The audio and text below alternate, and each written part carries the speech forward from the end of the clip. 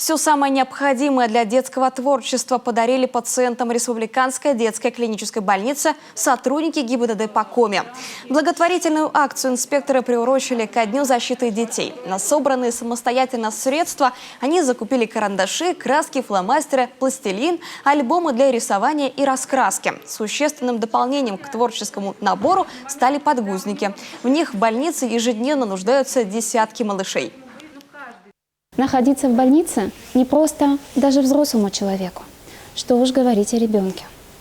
Поэтому мы, взрослые, насколько это возможно, пытаемся скрасить дни и, возможно, даже недели пребывания здесь. Мы очень надеемся, что наши подарки и наше внимание согреют детские души.